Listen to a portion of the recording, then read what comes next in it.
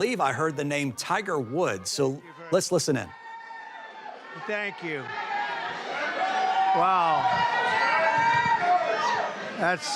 This is some crowd. How are you? Thank you. Leo. This is some crowd. These are the best people, Tiger. And we have Adam Scott here also, winner of the Masters, one of the greatest golfers in the world.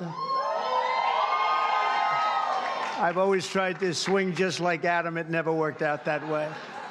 And Tiger, we know, and I just want to thank Adam and Tiger and the Commissioner of Golf. Jay, thank you very much for being here. Jay Monahan, head of the PGA, and we had some interesting discussions. But let me ask you, is there anybody like our Tiger? How are you? He's the great. Would you want to just say a couple of words, Tiger? He doesn't. He's much more comfortable. Tiger.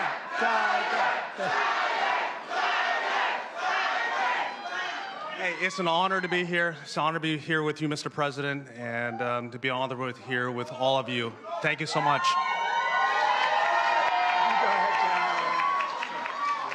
Thank you. Love you too. Go right over here. Thanks, Tiger. And I want to thank all of you very much for being here. Welcome to the White House, and we proudly celebrate Black History Month. How are you, darling? Today we pay tribute to the generations of black legends, champions, warriors, and patriots who helped drive our country forward to greatness. And you really are great people. What a great, nice group of... I have some people in front of me every once in a while with all the problems that are caused all over the world. They're not nice. They're not nice. And but we're making them nice, I can tell you that, and we're making them nice rapidly. So we're pleased to be joined in this really beautiful afternoon at the White House by hundreds of incredible members of the African American community, many of whom are making history themselves, including one of the greatest athletes of all time, who you just said hello, the man who matched Sam Snead's #1 record for the most PGA Tour wins ever, and a man who has 15 majors, and he's got a long way to go, too. I was with him a week ago. We played. Adam, I think he's got some left, doesn't he, huh? He's got a couple of majors left, maybe more than that. But Tiger Woods, he's an incredible guy, an incredible athlete, incredible player. Thank you for being with us, Tiger. Thank you very much. And he got the Presidential Medal of Freedom, which he proudly wore today. And we have Senator Tim Scott here. What do you think, Tim? You never got the Presidential Medal. Maybe someday. Maybe someday. You better believe it. And also, Adam, thank you very much. Adam is, as Tiger will tell you, one of the greatest players and one of the great modern players. And he had 32 wins worldwide and winning the Masters also. And he's something very special and a great representative of golfers and athletes. Thank you very much, Adam. Even though he doesn't quite come from our country, he sort of does, right? He's here a lot. He comes from another nice place like Australia, right? And they've been very good, very, very good to us. Jay, thank you very much. Appreciate it very much. We also have the head of Pfizer here, so I want to thank him. One of the great people, one of the great businessmen. Thank you, Albert. Thank you. Thank you very much. Thank you very much. I want to congratulate our newly sworn-in Secretary of Housing and Urban Development, Scott Turner. Come in. I got to say hello. Come on up here, Scott. I had Tim Scott pushing him so hard, you have no idea. I had no choice. Is that right, Tim? No, Scott is, I've known him a long time, and Scott's a real champion. Say a couple of words, Scott, please. Well, hello, everyone. Is everybody happy to be here together? Is everybody happy to be here together? Amen. Well, first of all, I want to thank President Trump for his confidence and appointing me to this position. I consider it a great honor and a great blessing. And I thank God for this, and I'm real humbled by it. And you can guarantee that every day that I'm going to lay it down for the people of America. Yeah. As Senator Tim Scott, thank you for your leadership. I really appreciate you. And for all of those who have gone before us, and those of you who have such a great voice today, keep on speaking, keep on preaching for not just Black America, but for all America. So we appreciate you. And my sister, Brooke Rollins, and all of those here, Mr. President, we look forward to working with you, sir, and carrying out this great agenda. We pray for you every day.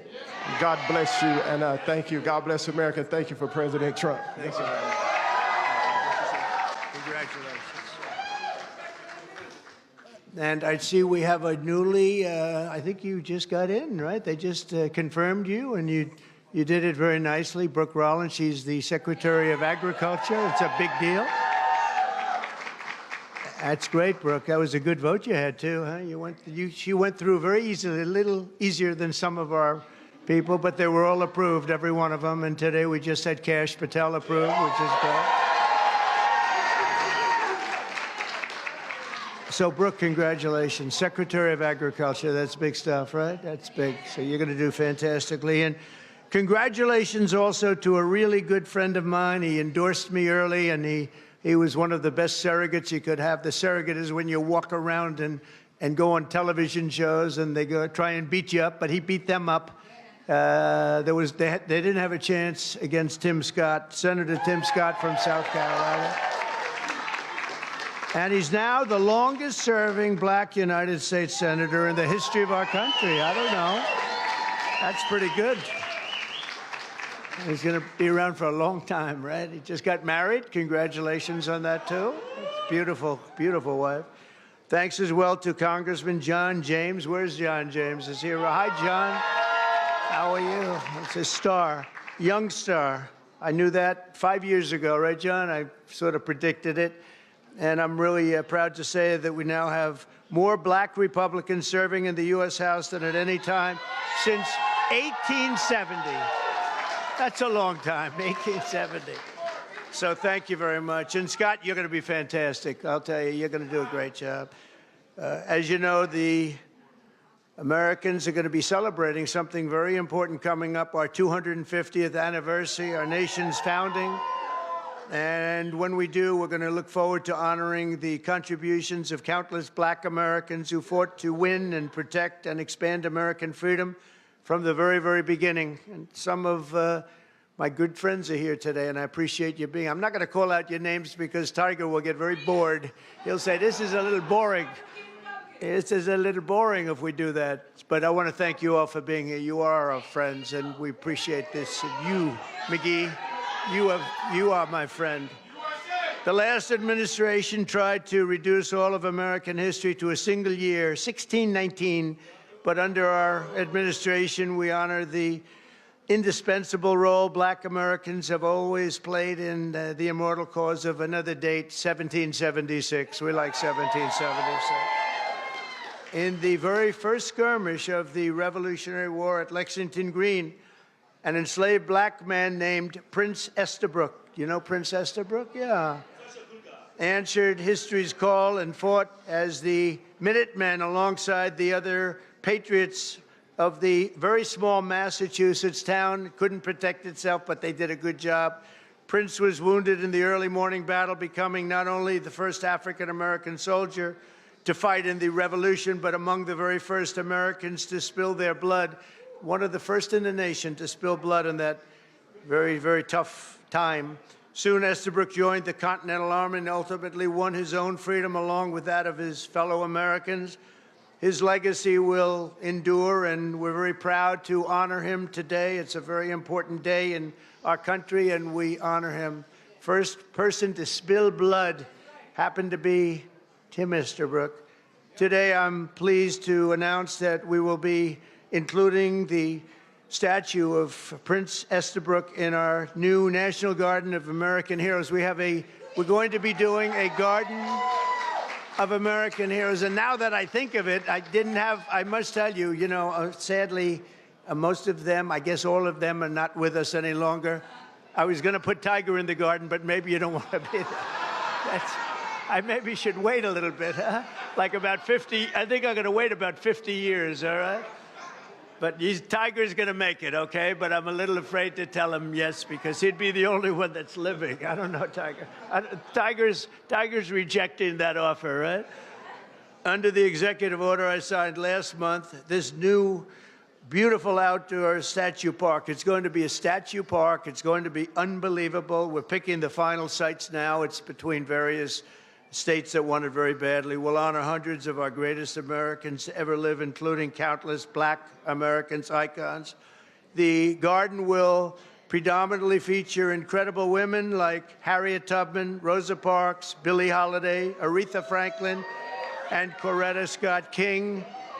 And I will showcase it will be something very extraordinary. It's going to be we're going to produce some of the most beautiful works of art in the form of a statue from men like Frederick Douglass, Booker T. Washington, Jackie Robinson, what a great athlete that was, Martin Luther King Jr., Muhammad Ali, he's not a bad athlete. What do you think, Muhammad? Not too bad. And the late Kobe Bryant. People love Kobe Bryant.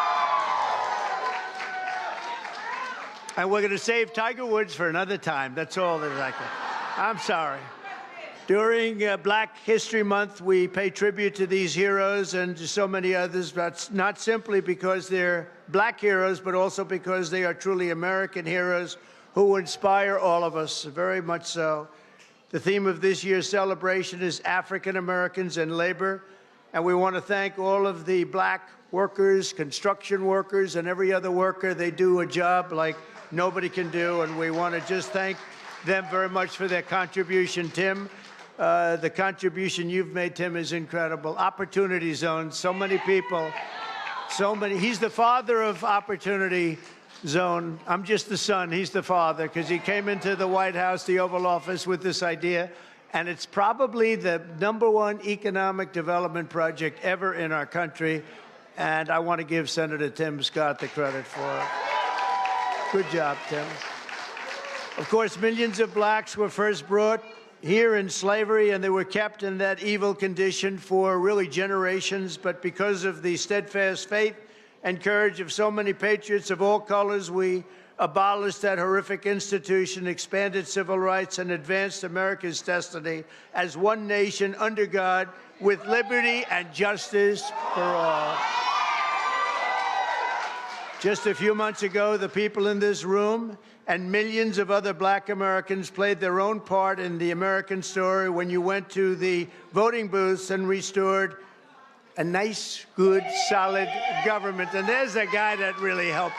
There's a man that really helped. You really are great. Thank you very much. I appreciate it. I don't forget. I'm proud to say that we received, listen to this, more votes from Black Americans than any Republican president ever.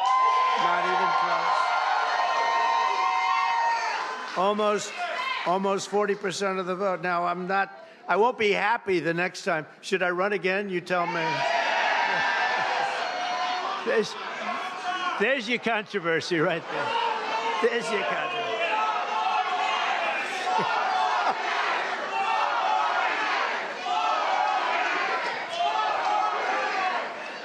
Thank you. You'll be seeing that on you're gonna see that tonight, Tim, on television. I want to thank just a few of the people who are with us today, and these are great friends of ours.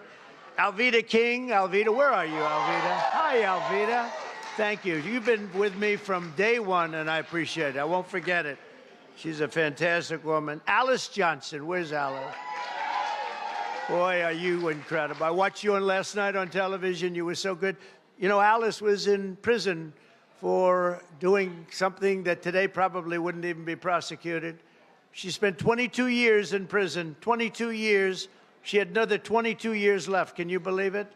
And I pardoned her, and it was one of the best pardons. One of the best pardons. You know what she was on? She happened to be on the wrong telephone line. Is that true? She was on a telephone call. And I'm not saying it was perfect, but it wasn't worth 40 or 50 years, Alice. And you've been an inspiration to people. and we're going to be listening to your recommendation on pardons. You're going to go over, and she's going to be my pardon czar, okay? And you're going to find people just like you that should not have happened. It should not have happened. So you're going to look and you're going to make recommendations, and I'll follow those recommendations, okay, for pardons, all right? Thank you very much. A man who's just incredible. This guy, I watched him when he was a Democrat, and then one day he had to change because he couldn't take it any longer. And did anyone ever hear of a man named Leo 2.0 Terrell? Where are you? Get up here. Get up here. I love this guy. You know what he's doing now? He's with the Department of Justice. He's in charge of civil rights and lots of other great things. He's going to be working with Pam. It's okay. Could he come up, please? Come on, Leo. Get up here. Leo 2.0. This guy is great. Hello, man. Thank you. Congratulations. Huh? You are the greatest. Thank you. Tiger, Thank you. Thank you. I just want to say, we are in the presence of the greatest president of all time. He is the greatest president in our lifetime. And I'll tell you right now, the Democratic Party should be worried because they took us for granted. No longer. We vote in our best interest. We want the same thing that every American wants. Good job. We want a secure border. We want to pay lower taxes, and Mr. President Donald Trump is doing that. Thank you, Mr. President.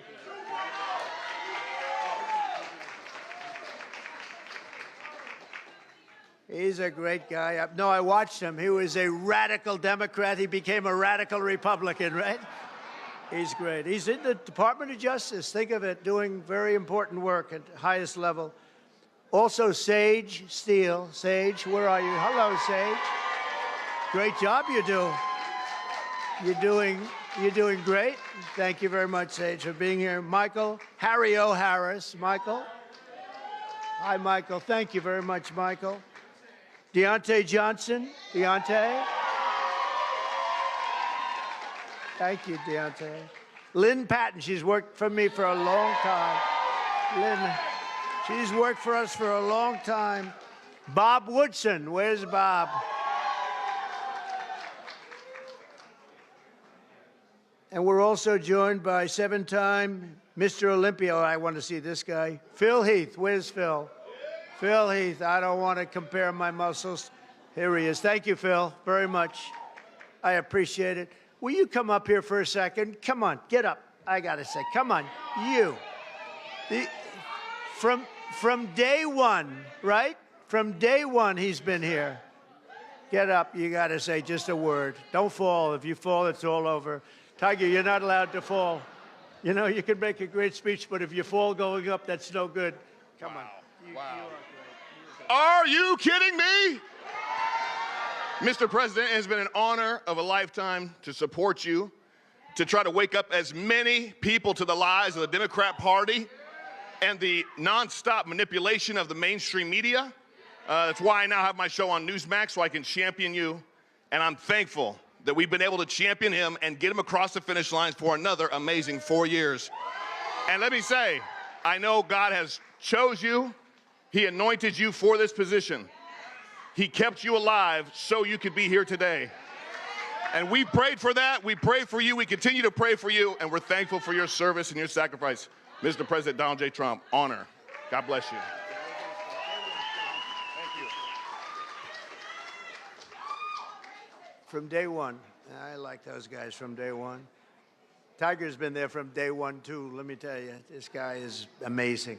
In 4 weeks, our new administration has achieved more than most administrations achieve in 4 years. We brought our country back. It's 4 weeks. Today is our 4th week. It's the end of the week. We are now starting our 5th, and I think we've done more in 4 weeks. Well, certainly than the last administration did in 4 years. They actually went negative.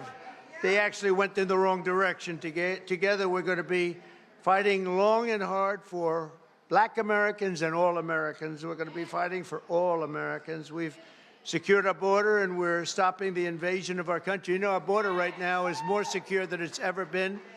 And we had the record. 4 years ago, we had the record. We had the lowest number in history, and now the numbers, Tim, are even lower than they were then. And we're honored. We're allowing people to come in from all over the world, from prisons and jails, mental institutions, insane asylums, gang members. They had drug dealers. They had everybody dropping in. And we had this ridiculous open border policy. They drop in. And I'll tell you, the people that were affected the most were black people. You were affected the most in terms of the crime, in terms of the drugs and everything else. And we have the border shut down. We allow people to come in. We want people to come in, Tim, but we want them to come in legally. They're going to come through legally. So we're protecting American workers, including millions of black workers, and we have a thing called reciprocal tariffs. If they charge us, we charge them. This is opening up. We just signed the bill, and we're going to take in billions and billions of dollars, and we're making our country very healthy again and very rich again. We want to be very rich again. We've been taken advantage by everybody, and you've been watching Doge, where we found billions, tens of billions of dollars of fraud and waste and abuse, and that's just the beginning. And Elon Musk has done an amazing job, I have to tell you. Him and his super geniuses, you know, these are seriously high IQ people, and nobody's going to talk them out of anything. They go in and they're finding billions. I mean, literally tens of billions of dollars that we just started, and I think that's going to have a big, big impact, Brooke, right? So we want to just really say, and I have to say to you, I look at this turnout, I look at the love in the room. This is just love in the room. And I remember the first time I did this, my first administration, one of my first meetings, there wasn't this large a crowd, Tiger. We had about 5 people in the front. We had maybe five black people right in the front, right about there. I said, is anybody else coming?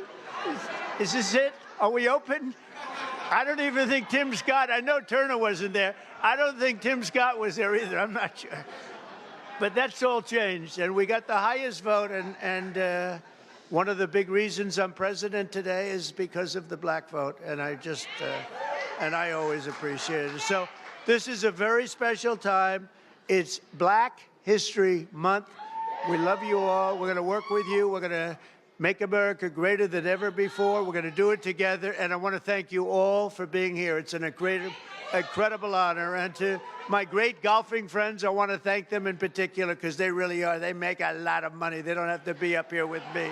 Tiger doesn't have to be here. Adam doesn't have to. They don't need this. But they love you and they love our country. Thank you all very much. Thank you. Thank you.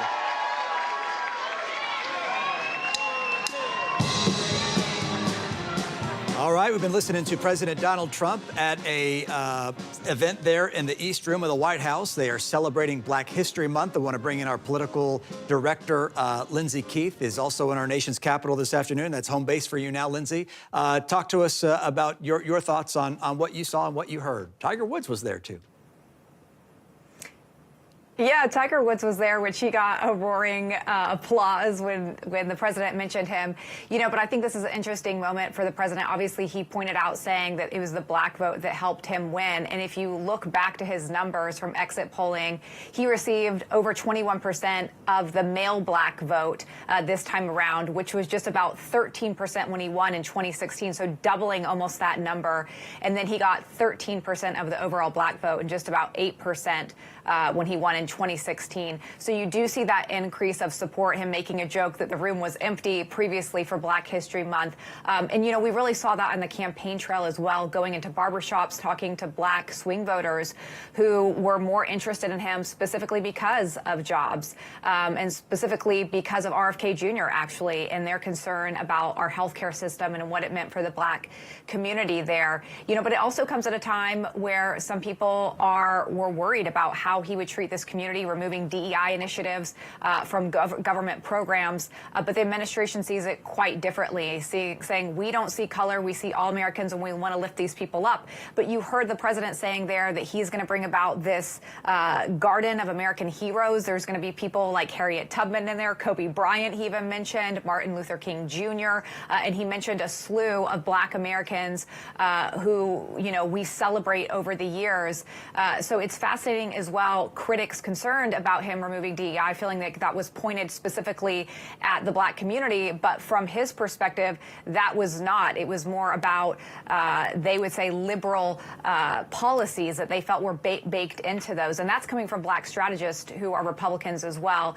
And so it's interesting to see this moment from the president, him saying we celebrate these great Americans there. But obviously, as well, I think him saying how important it was, you know, he really targeted the black community in these swing states, winning all 7 swing states, and really talking about how he believes they helped him win the election this time around.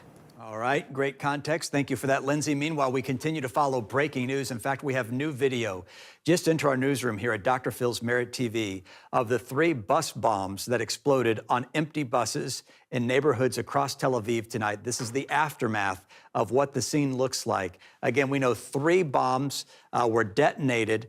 According to multiple reports out of Israel, these bombs were set to go off tomorrow morning during the rush hour. Apparently, they could tell that they were on some type of timer because they also were able to find and detonate before they exploded 2 other bombs on 2 more empty buses. So we're talking about 5 bombs placed on 5 different buses, 3 of which exploded, 2 of which authorities got to. Apparently, there was a bus driver who was alerted about suspicious bags on a bus, and that's how some of these bombs were actually discovered before they went off. Some of the other buses, again, all the buses that exploded were empty. They were sitting in parking lots.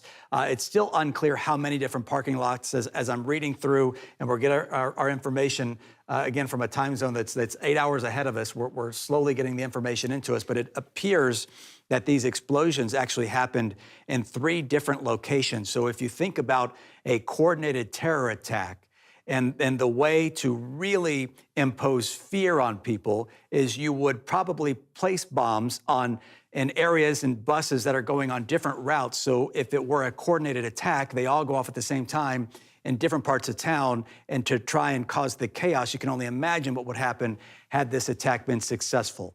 It appears that they are still going bus by bus tonight there in Tel Aviv, continuing to look for explosive devices. We know that all buses in and out of the airport at Tel Aviv are now being stopped and searched. We also know the light rail, the train system, and the bus system are all halted at this hour as they continue to look for potentially more bombs in what is being described as a coordinated attack. In fact, the Tel Aviv police chief, according to the Times of Israel, a popular newspaper there, is now saying that 5 identical bombs planted in buses to attack. This attack seemingly stems from the West Bank. Okay, so that's new tonight. As of 11 minutes ago, the police chief of Tel Aviv saying that this seemingly stems from the West Bank. We will have much more on this story, including some context and perspective from our own Dr. Phil about what this attack means. Dr. Phil has been to that region. He sat down with Prime Minister Benjamin Netanyahu on several occasions to talk about the ongoing ceasefire deal, to talk about the ongoing issues with Hamas and the October 7th attacks. He's been to the kibbutz, so Dr. Phil knows the region well. He will join us tonight for the news on Merit TV. Plus, we have Kash Patel, now the 9th director of the FBI. He was officially sworn in today, so there's a lot going on today, as every day. I'm Chris Gutierrez. We'll see you tonight for the news on Dr. Phil's Merit TV.